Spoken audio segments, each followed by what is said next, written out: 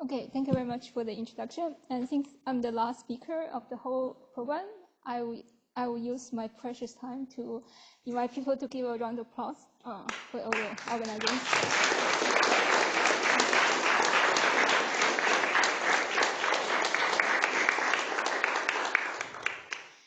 And since it's a long, exciting week, and it's Friday afternoon, I'm going to tell you something simple and cute, and hopefully you might find it useful at some point. So this is the story about the BPS algebra. So the BPS algebra is the algebra of the BPS state. So I want to emphasize it's not just the symmetry algebra of the BPS sector, but it's the algebra generated by the BPS state. So the elements of the algebra are the BPS states for particles, and the product of the algebra is given by some fusion process of you take two BPS particles and they combine into a third one. So if you can somehow define this BPS algebra, the BPS this sector should be the Fermat module of this algebra, and the algebra should allow you to compute should compute this BPS degeneracies. But it's more than that. So the BPS algebra should also allow you to understanding and proving some various aspects of this BPS sector, such as wall crossing and some dualities that, or correspondences that involve the BPS sector. So there are also other earlier attempts and other formulations of the BPS algebra, and the most powerful one is this Koha. And there's also algebra that's in the form of the vertex operator algebra. Also this family of alpha Yang-Mians. So we want a formulation that's is more explicit than this Koha. So we want something that's given in terms of explicit algebraic relations. Also, we want something that applies for more general settings than the VOAs, and hopefully also connect to the known results. So this formulation that I want to talk about today is we call it quiver Yang-Mian, because it's similar to the Yang-Mian algebra in the Shiva-Lie basis, and it's defined for arbitrary quiver with potential. So what is a quiver? So the theory that I want to focus is today is the BPS sector that captured by the N-4 quiver quantum mechanics. So the quiver is just a bunch of vertices and arrows between these vertices. So the vertex correspond to the UN gauge group, and the arrows correspond to the bifundamentals that transform with respect to this UN gauge group at the tail and the head. And then we also might or might not have the super potential that's given by a bunch of monomials of the arrows. So this is some simple examples. So this one has one vertex and 3 loops and has a super potential like this. And this is the famous 3-loop quiver that appears in the upper Yang-Mian one. And so this is one node with m loops and no potential. And this is the quiver that's it's a building block for lots of symmetric quiver that appears in the not quiver correspondences. And this is so both of this both is symmetric quivers, and this is a non-symmetric quiver, chiral quivers. So our construction is the following. So we started by looking at the type 2A on a generic Clavier. And so the hard BPS sectors are the D-branes on holomorphic cycles. And And the world volume theory is the n-4 quiver quantum mechanics with potentials. So in this class, the quiver and the potentials had the property that they can be repackaged into a so-called periodic quiver. And this is actually the work also by important work by Hiroshi here, that the BPS states are given by some three-dimensional color crystals. And starting here, we can fix how the algebra acts on these color crystals. And the way we fix this is by demanding that you reproduce the fusion process. And once we fix this action, you can actually bootstrap the algebra itself by considering this action. And then later, I show that this definition and the way it acts on the representation can actually be generalized to arbitrary quiver and superpotential. And for other quivers, so it can actually describe the BPS sectors given by the n-4. So it's important that n-4 quiver quantum mechanics that come from string theory. What did you mean by fusion here? Yeah, okay, that's yeah, the devil is in the detail. So as in this whole construction, the fusion we're going to define as you start from a 1 BPS state, and a priori you want to fuse the two arbitrary states. So the way we want to define is that we fuse a general one with a building block, which is captured by just individual quiver vertices. I mean, you'll see later. And then after we get that, we try to check that you agree with the fusion process, also by comparing with the Koha. But there's no physical kind of intuition for what that is, or it's just construction to produce new BPS states out of the old ones, or?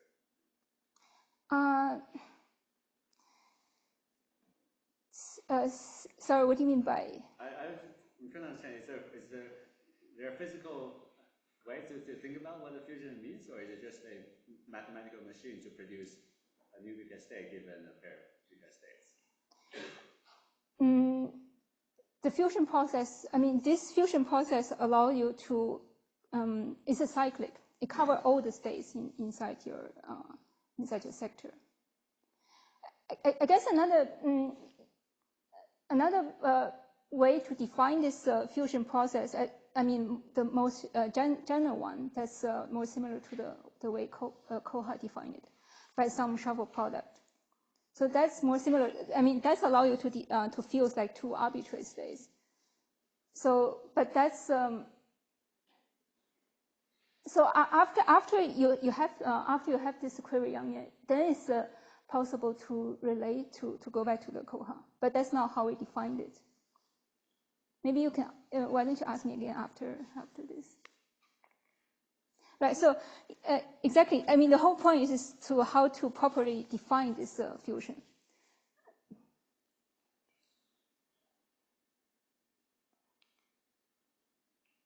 So, so the advantage over previous formulation is that, as you will see, this is actually, you can write down very explicit relations, which allow you to do computations quite efficiently.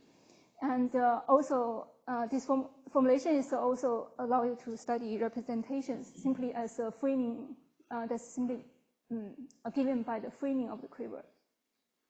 Also, it allows you to generalize the trigonometric and elliptic version. And so some concrete applications, I mean, actually, this conceptually allows you to unify different BPS problems that's given by different chambers where you can add line defects. So they're all captured by as different modules of the same algebra. And computationally, you can, as you'll see, this actually gives you an algorithm to compute the BPS degeneracies. as for different modules of the algebra. And finally, also allow you to give the algebraic proof of various correspondence that involve BPS sectors, such as the famous AGT and the gauge beta correspondences, and etc. Okay. So, so this is the plan. I'm first going to review this the Krivy-Yangian that were constructed for the general toric for the quiver that come from the toric club Yao, and then I explain how to generalize to other quivers and then application. So,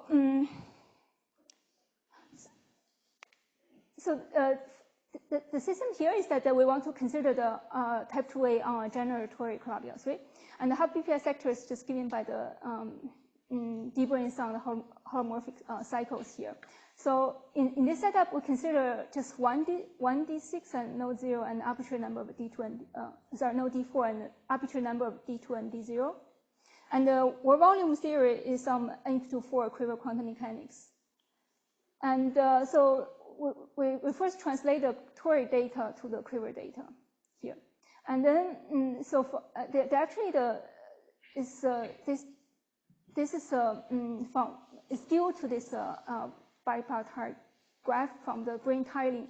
So it has the features that in the superpotential, each chiral field appear twice, exactly twice, once with plus and once with minus. And you can check that this allows you to repackage this information of the equivalent potential into a periodic quiver. So you draw this periodically on R2, and then such that along each loop, the arrows are all pointing in the same direction. And so, so each phase in the fundamental domain, each phase will correspond to a term in the superpotential, and the orientation will agree with the signs in the superpotential. So, for example, this the easiest case, the C3. This is the toric data, and then this is the corresponding 3-loop quiver with this superpotential. And so this one I'm only drawing a small part, but I mean you should think of this as tiling on the entire plane. So here is this fundamental domain here. You see that it has the 2 loops that correspond to the 2 terms here. And this is the next simplest example, which is just a C2 mod Z2 cross C. So you see this is just orbifold. So this Z2 corresponds to these 2 directions. So that your color is oscillating, and on this direction you're not orbifolding. So on this direction it doesn't change. So so I decided to explain this this part without going through all the quiver representation theory, to just use the result of the crystal melting. So you have to accept some seemingly ad hoc rules here, but later I'm going to explain why this is true, and when I try to generalize to arbitrary quivers. So here from this crystal melting story, so in this setup, a D-brane bound state will correspond to a 3D crystals. So for example, in this simplest case, this so-called crystals have the just given by the plane partitions. So the number of the D0 will correspond to the number of boxes in the plane partition. And then the generating function of this plane partition would reproduce the BPS partition function here. So this is the next simplest case. So here I will have a two colored plane partition, and you can check that the generating function also reproduce the counting in this setup. And this is true for all toric club Yao. For example, I mean, you start with the toric data, and then you get write down the periodic quiver, and then you somehow uplift them to get a 3D crystal, and then so then the BPS counting in this case can be reproduced as a combinatorial problem here. So this is true for all toric labial. Sorry, I think I'm missing something. Why is the parity function of D0 brane bound state non-trivial in this toric labial? I mean, I thought, you know, the D0 brane.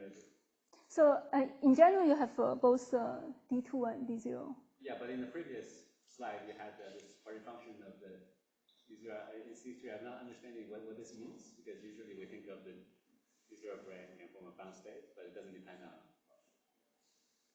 Well, why is there this non-trivial parity function? So they form a bound state attached to the one D6, bound to the D6. Right, it's important that we have one D6. Right. So yeah, this is another example. So basically, you start from this periodic quiver. This is infinite, and then you uplift to a 3D crystal, and then you try to take you just take the finite piece starting from the tip, and then you count. So this crystal melting story. So so in order to use this to derive the BPS algebra, I have to actually give this slightly more structure. So let me walk you step by step here. So let me use the almost simplest example, which is given by this C2 mod Z2 cos C, and this two-color plane that correspond to the two-color plane partition. So to start with, so as he just mentioned that it's important that you have this D6. So the D6 will correspond to that you have to specify the framing, i.e. how the other D2, D0 are attached to or bound to the D0. So for the purpose of deriving this algebra, we're going to use this non-commutative DT chamber, which is the simplest framing, i.e. that you introduce a framing vortex that corresponds to this additional D6, and you add some arrows going there and back. So the simplest framing that corresponds to the that there's just one arrow going from the framing node to some particular some vortex of your choice. So that means that you start from this means that you start building your crystal starting from one particular vertex. So here we will just start from 0, and then this is periodic. So we just choose one particular point, doesn't matter, to grow the crystal from there. So first, the definition is that a path that's starting from the origin will correspond to an atom. For example, here I start from the origin, and then I take the trivial path that it start from here and then end there. So that will correspond to the first atom. And then next I take this path. So that will give me the second atom here. And then this next longer path will correspond to this one. So here I have now I have 4 atoms that correspond to this the 4 paths here. So if you focus on this one, the one at the that's closer to us, this one. So you see that there are 2 paths that leading to this atom. So that means that you need some a definition of the path equivalence, which will show that that's just given by the F-term constraints. And then when you go when you do this, at some point you have a closed loop. And then each time you have a closed loop, you go deeper and deeper into the crystal, which corresponds to increasing the R charge here. So now comes to this somewhat ad hoc rule, which we'll explain later, but now you just have to accept it. So the rule is that to add an atom, all its precursor have to be already in the crystal. So this is essentially the melting rule from the crystal melting story, we're just translating this way because we want to start from the empty space and grow a crystal instead of melting a small piece starting from the full crystal. So see that in this setup, in this configuration, each atom is precursors already in. So that means that this is allowed configuration. In contrast, this configuration is not allowed because if you look at this blue part, I mean it has two precursors, but only one of them is present.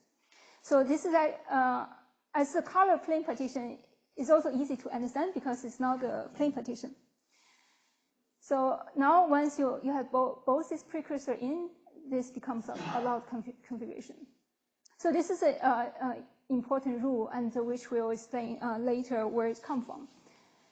So now the important thing is that for this construction, we need to turn on the omega background and assign the equivariant weight to all the atoms.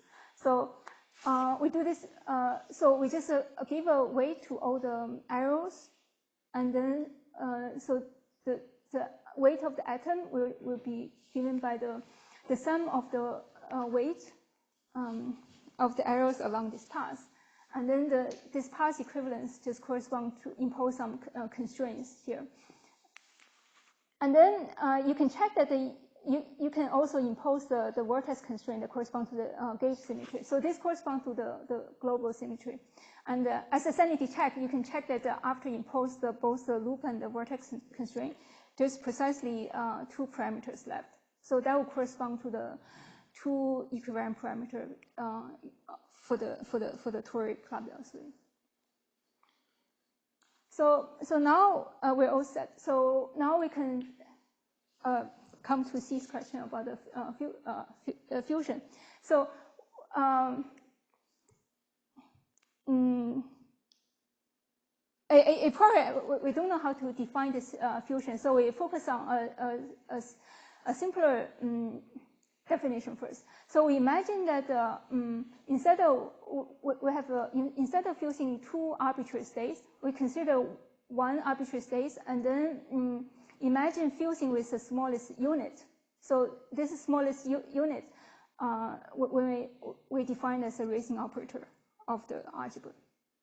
And then after we define the racing operator, you also have a Cartan and associated lowering operator. So now I want to so later I want to fix this action, and then once you have the action, you find all the relations that on any states, and then the algebra will be given by the free algebra generated by all these operators and divided by all the relations. So we expect that this in general this would be infinite dimensional. So we organize them using the spectral parameter in this way. So this is the ansatz. So the ansatz is that for any state, it will be eigenvalue of any state will be eigenvalue of all the Cartans, obviously. And then this is how the racing operator would this is a form of the action of the racing operator, and then it's so this pole here will be given by the equivariant weight of the atom, and similarly all the lowering operator. So we need to fix this coefficient now. So we want to fix it in such a way that starting from any given BPS state, the resulting state is also a valid BPS state. For example, if you start from this configuration, and then you want to add something, that you should only get these 3 final states, and then for the lowering operator, only this final state. So we first refine this ansatz a bit. So this is inspired by some old result of the alpha n and GL1. So this ansatz is that so this states have a bunch of atoms. So so it can be factorized in this form. So each ground state give you a rational function, and each atom give you one factor. And this, so for each color, say color A, so all the atoms of color B will contribute. So they will have a relative binding factor. And so this is the same rational function once you fix A and B, and then it's shifted by this equivalent way. And so this is the form. And then we demand that the pole. So you see that so you see that you have to demand that this poles will correspond to the place where you can add or remove the atoms. And you just have to check that it provides all the necessary poles and the no redundant poles. So this allows us to fix the ground state, and the ground is given by a rational function like here. It basically means that there's just you're starting from one place to add, and also allows to fix the bonding factor here. So it's so suppose you want the bonding factor relative from B to A. So all the arrows from B to A give you a factor in the denominator, and all the arrows from A back to B give you a numerator. So I think I'm running over time. So you can check that this exactly give you the cyclic condition that you get all the necessary poles and no redundant poles. So this is the so I think I'll skip this. So this is just a sanity check, and it's important that you have this loop constraint earlier that it allows you to cancel the unnecessary poles. So this is the so now you fix the action. So you just apply the operator twice, and then you revert the order, you compare them, and you can write down the quadratic action very easily, and it's universal. I mean, the form is universal. And then you plug in the mode expansion, and then you just get and you take singular terms, and then you get the algebra relation in terms of modes. So as you notice that I haven't really properly explained the quiver representation theory, but that was good enough for this the toric case. But if you want to generalize,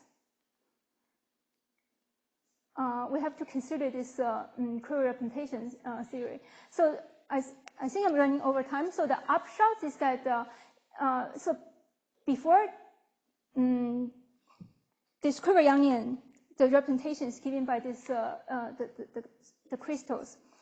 So the more properly defined state, the more precise statement is that you should think of this crystal as giving as some ideals of this Jacobian algebra. So this is the chain of argument that starting from a D-brane state that reached this 3D crystal that we see. I mean, the D-brane bound state will correspond to some the T2 invariant solution of the D term F term.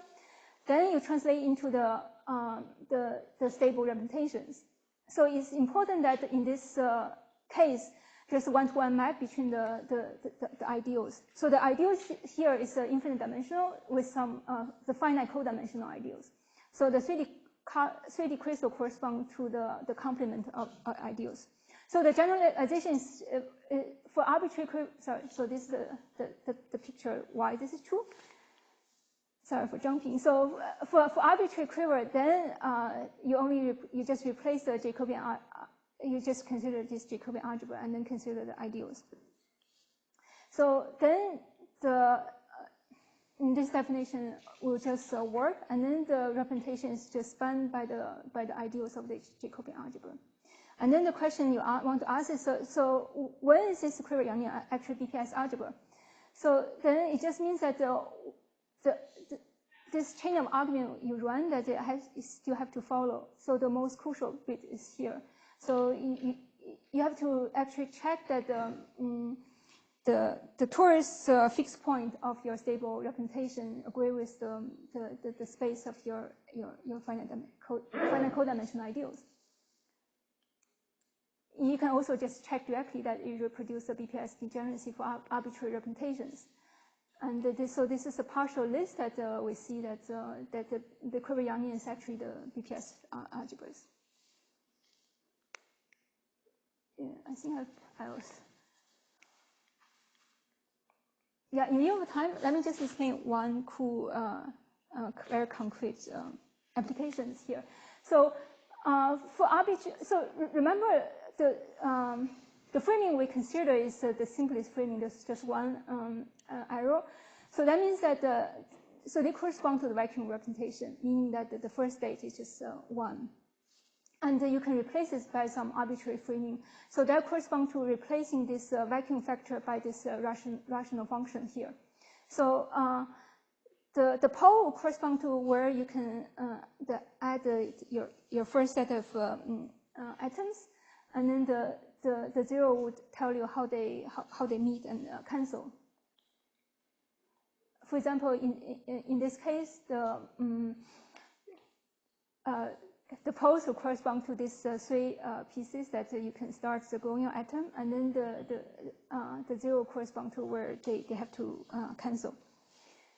In any case, so the point is that once you specify the poles and arrow, you define your representation, and then this pole structure will determine the pole structure of all your higher states. And then at each state, I mean, this by construction, these poles will tell you the position where you can add or remove the atoms, and then you just count the adding poles. So you can use this as an algorithm to compute the BPS degeneracy. And this is actually online. This is a mathematical code written by Boris Violin.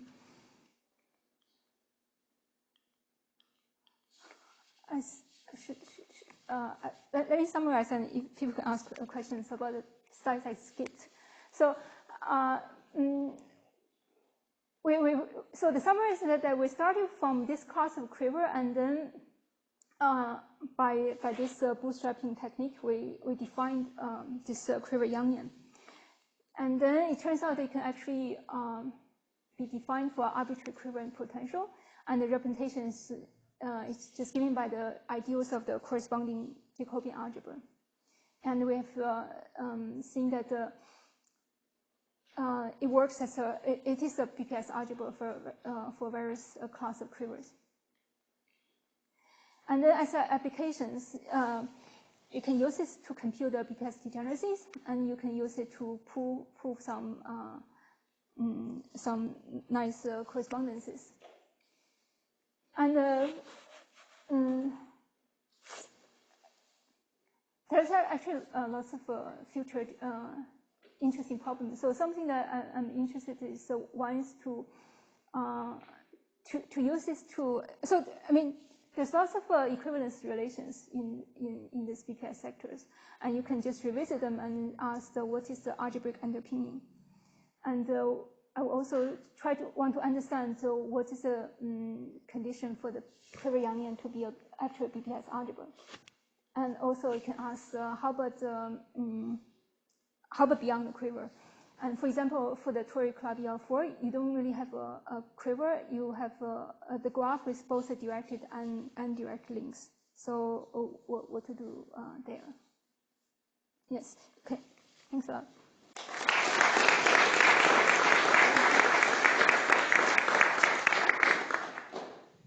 Questions?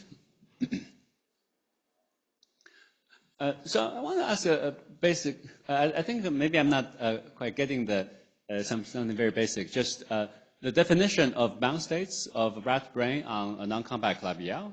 Usually, I think of bound states in quantum mechanics is described by normalizable wave function. Now, if you have a D6 brain extended, and what do you mean by the bound state of D0 or D2 or D3? I mean, I think them already. I translated already into the quiver quantum mechanics. Yes, but I'm asking before that translation, what did that mean to begin with? That's the thing I'm not getting. So if you don't have your D6 brain, then the moduli space is not compact. So then that's this DT theory. They introduced one D6 and then somehow compactify the whole moduli space. I mean, it was precisely before you had the D6 brain, in which case I would understand what bound state means. When you have the D6 brain, that's when I'm confused. I mean, so I understand is that once you have this D-brane D6, the D6 wraps the entire Kavli, and then somehow the whole moduli space got compactified, and then I think I'm not understanding that in the framework of quantum mechanics. I mean, if the Kavli were compact, though, I would have no problem. But when it's not compact, I'm not sure what that's why you add a D6 brane to make it effectively compact. So that's a part I'm not understanding. So, for example, first of all, I guess for D0 to bound to the D6, you need a B field turned on, right? Yeah, sorry, you need B field. You need to turn B field for the bound state to exist in the first place. Maybe. But then, you know, the D0 brane wave function. I mean, if you're on C3, it sounds like you know, just some non-normalizable wave function. I'm not understanding what this bound state looks like. That's not the question. Well, are you saying the question is is there a bound state in string theory or not? I'm not understanding whether it's a bound state in string theory, in the sense of quantum mechanics. But in the sense of quantum mechanics, just given by the stable representation, I mean, you have to. I guess you have to specify the. I don't mean the quiver quantum mechanics. I mean the quantum mechanics for the entire string theory in flat Minkowskian space. May I say something? So I'm not sure whether it helps, but in the situation that I think she's considering, you have D-branes wrapping Calabi-Yau, but extended in some spatial non-compact direction, and they have some kind of low-energy gauge theory. The low-energy gauge theory have various operators, but there are relations between operators. And then you solve these relations to identify BPS operators. And then also these relations determine the algebra of these BPS operators. And so she's sort of developing ways to organize this. I mean, if you describe operators in the quantum field theory, I have absolutely no problem. But I thought you also had this interpretation of these as actual D-brane bound states. That's the point that I'm confused about. But I saw this D-brane bound state. That's some very old story. I mean, it started before I even.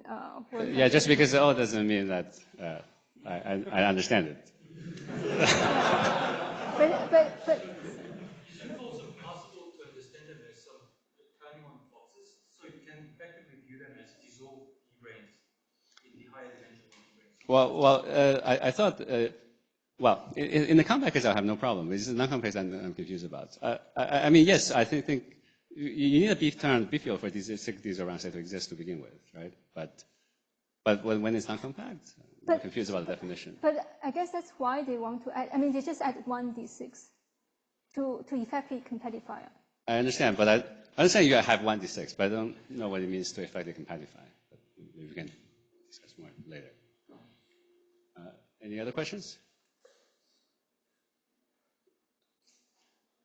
I'll ask another question. So since you said this machine helps computing, you know, the BPS states of this D-brane in toric Calabi-Yau setup, can it be used for D-brane bound states on compact Calabi-Yaus? I just need a quiver. If you give me the quiver, I can run it. But I don't believe there is quiver description for general D-brane bound states. Then I mean, this is called quiver Yang, so it needs a quiver. Okay. I think that's a totally different question. I mean, you're talking about gravitational system. Yes. Yes. I mean, this is related to my confusion about what the meaning of the bound states when in a non-compact case. Here, this is a non-gravitational system. Yes. It's important that Calabi-Yau is non-compact.